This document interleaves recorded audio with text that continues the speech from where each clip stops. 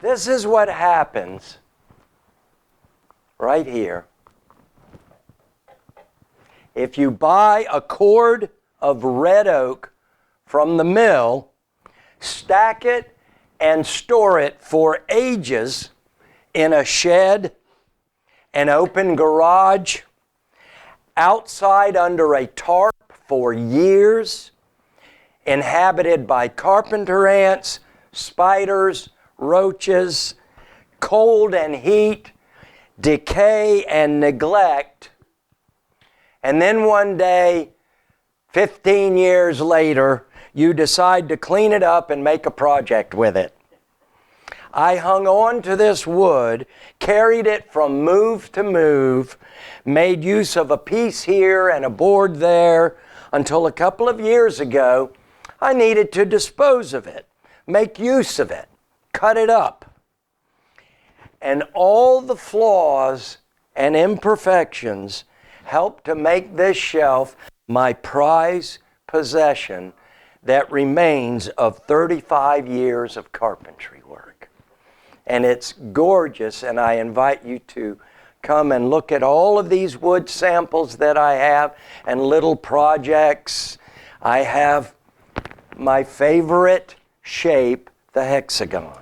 There are some pieces of some work that I have done over the years, and a hexagon is among them. I think they're floating around somewhere. You're welcome to take some of these and look at them, pass them around. There, you can see the rings in there. Here are the photos. This is my council stick, made simply from a piece of limb lying on the ground that I admired and cleaned with my knife, did a little whittling and cleaned it up. I have cherry, maple, malted maple. I have teak. I have a lovely piece of burled mahogany here. Many other things to look at. The tiller from my sailboat, also I made.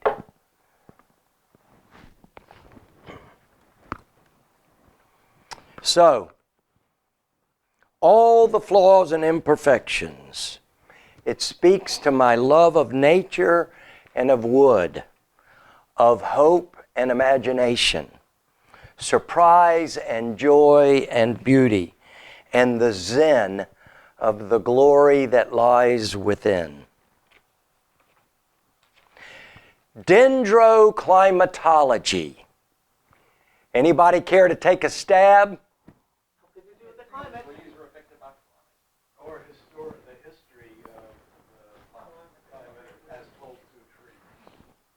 The science of analyzing tree ring growth to reconstruct seasonal and yearly climatic variations. Yes. Many of us knew since we were children, you could count the rings inside a log to tell how old the tree. I have a stump right here. This is an old, what is it? Oh, piling. A telephone pole. Oh, telephone pole. Okay. Also pilings made this way, treated, but I belt sanded the top and you can still clearly see the rings, the tight rings. If you notice, in contrast, this is a modern piece of pine I got from a workplace. See how wide the rings are? The average pine tree used now in, what do they call it, when you can grow them and use them, sustainable. The sustainable lumber lives an average of 7 years, and you can see how rapidly this tree grew. There's a piece of maple that I cut to make a threshold for a doorway. So, growth rings not only can tell a tree's age, they can also be studied determine the conditions a tree has survived. Forest fires, drought, insect attacks, floods. The history of a tree is kept in silent rings around its heart. It matures and builds upon this history year by year. What started as a tiny seed, an acorn, becomes a stately oak, a towering white spruce, or a mighty redwood. Yet deep within that great-grandfather tree still lives the 4-foot sapling, mapped in rings about its core. That lump on the tree where the limb was severed never goes away as the tree matures.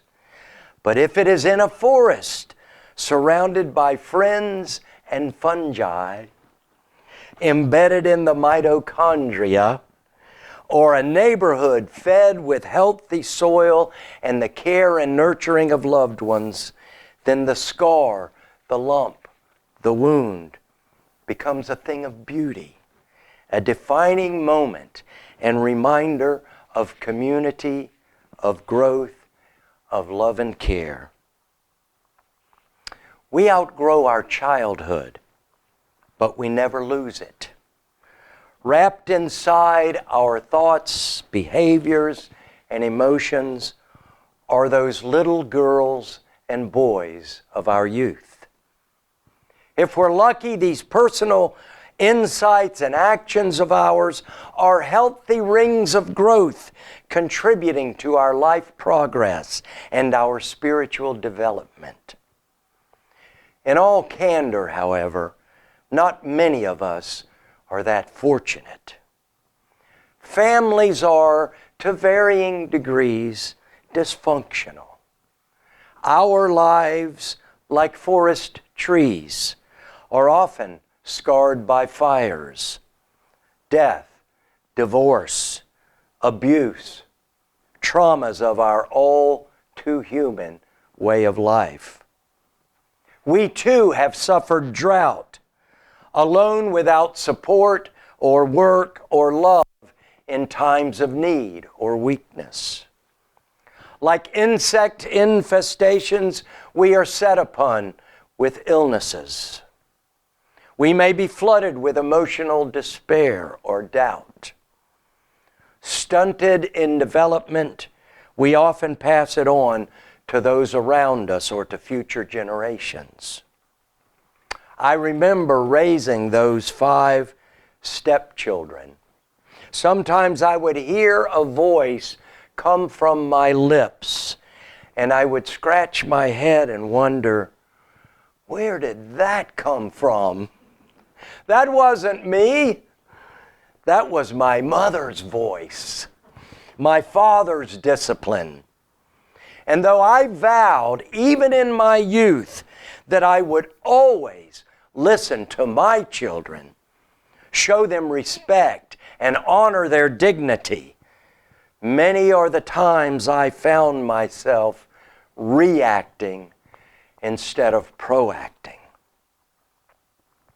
Prophets like Jeremiah and Ezekiel tried to understand the often inexplicable behavior of the Israelites when they oppressed the poor, abused women, and practiced usury, immoral rules of banking, loans, which are today the sine qua non of American institutions. I have a credit card that charges 30% interest. Immoral. Those prophets coined a proverb saying, the fathers eat the sour grapes, but the children's teeth are set on edge. The parents misbehave, the children suffer. as we try to understand ourselves, make sense of our faith, our habits, our patterns of behavior. Like the dendroclimatologist, we can learn to read the growth rings in our lives. Sometimes this is called psychoanalysis. Spiritual growth is possible because we can change. American author William Saroyan wrote, "Good people are good because they come to wisdom through failure." And good friend and fellow Unitarian Universalist Peggy Tilley explained it this way in a sermon called Spirituality and Relationships. She said, spirituality is all about reconciling tensions between irreconcilable tensions. Life and death, light and dark. What I call the alternating rings of growth. Social scientists can study growth rings of our history to map the patterns of behavior in our culture. The gift of an objective point of view allows them insight into behaviors we think are oh so rational, but which turn out to be the mirrors of our common myths. The American dream, manifest destiny. Our church communities have growth rings too. By studying the nature of our worship, the depth of our social action, the health of our budget, the growth of our membership, we can gain revealing information. At our General Assembly in Cleveland in 2001, the Reverend Lawrence Pierce released a report called Understanding Ourselves. It was based on, quote, the largest survey of congregations ever conducted in the United States, called Faith Communities Today, involving 41 faith groups and 14,000 congregations, 90% of the worshipers in this country. It was sent to all 1,043 churches in our association. That was in 2000. As of 2020, we had 1,027 churches. About 190,000 participants, including children. Roughly half our congregations responded to the survey. It was repeated in 2005. Results can be found and the questions asked, over 200, at uua.org. Information I found interesting in the surveys. Traditional worship forms are not attractive for growing membership. Oops. Rapidly growing congregations more often describe their services as thought-provoking and inspiring.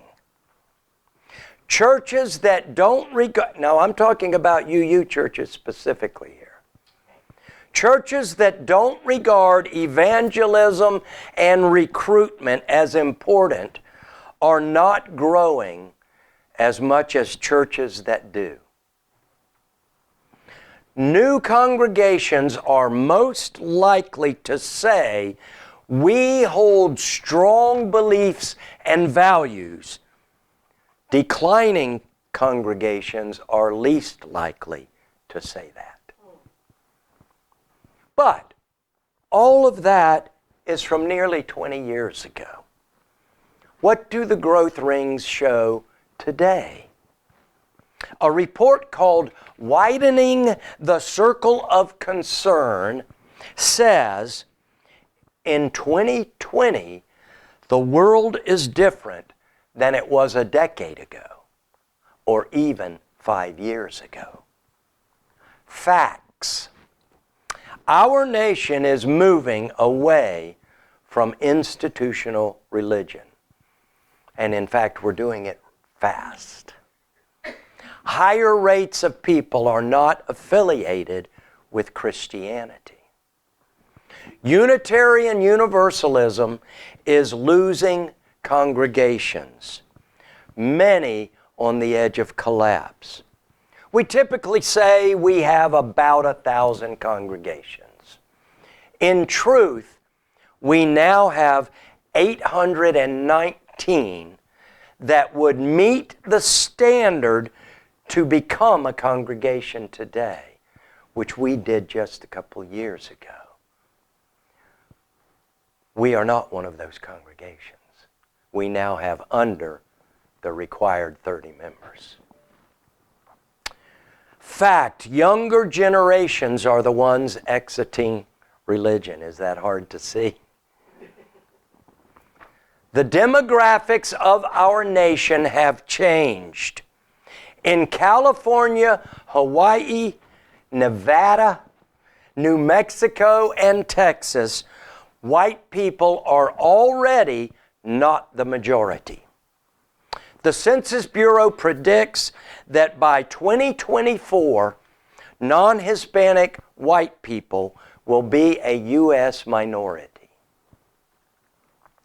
New generations face a bleaker future. Lack of opportunity, health care, and school quality. Income inequality. No longer do young people look on the possibility of being more affluent than their parents. Despair from climate change, addictions, epidemics, problems of the world brings people to our churches who want a strong, sustaining faith.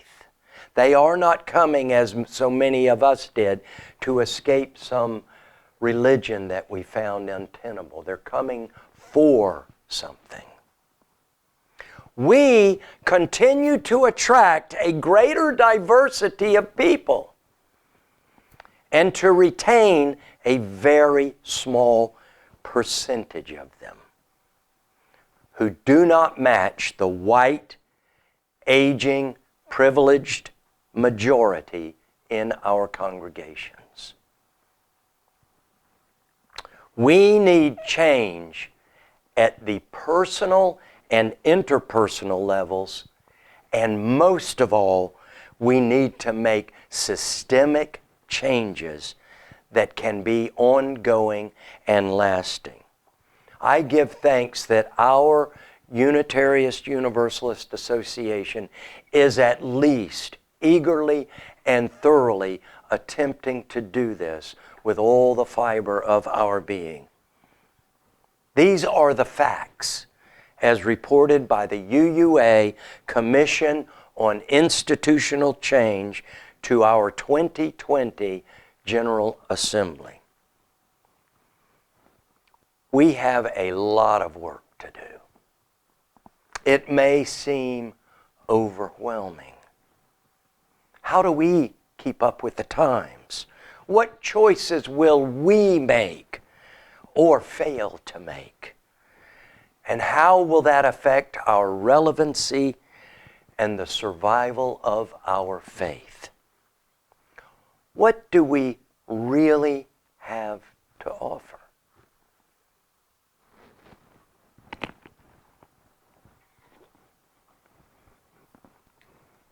This is a piece of something called fat lighter. This is what it looked like yesterday before I trimmed it with my axe to splinter it like this. If you come up and pick a piece, you can smell, the pine sap is so strong. I collected this one yesterday right on my property. I had to thoroughly treat it with bug spray to keep from bringing termites into the church. I carry several pieces in the back of my truck. It looks like a rotten log when you find it in the woods. It's not. It's the heart of a pine tree.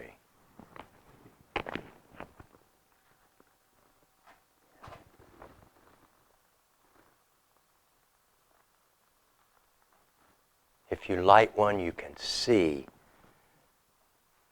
the sap running as it burns. Hope you never find a log like that in camping and think it's a nice piece of firewood and throw it on the fire.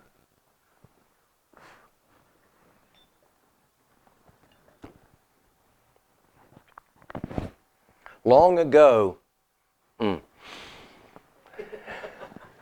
the tree had fallen, rotted, and decayed to mulch on the forest floor, but not its heart. When you chip away the crust, the grubs, the termites, the rotten bark, you find the little miracle inside.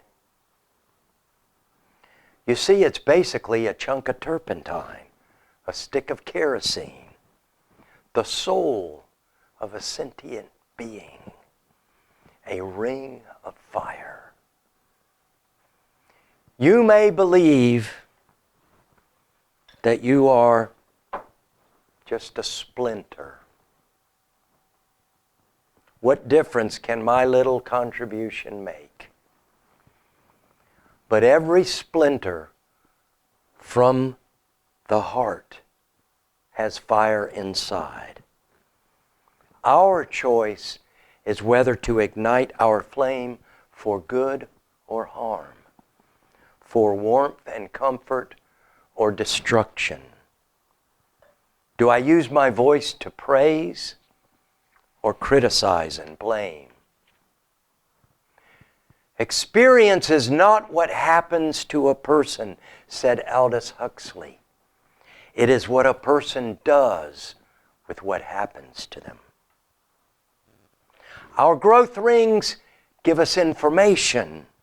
They record our history. They do not seal our fate. As Ezekiel reported in that earlier story, God said to me, "What do you mean by using this proverb, 'The fathers eat the sour grapes and the children's teeth are set on edge'?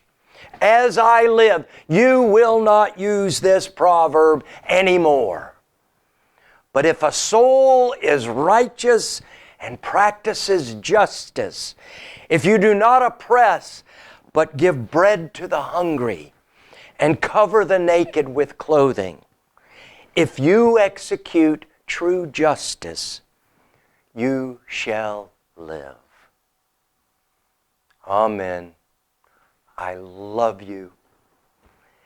I am so grateful to every one of you for coming today.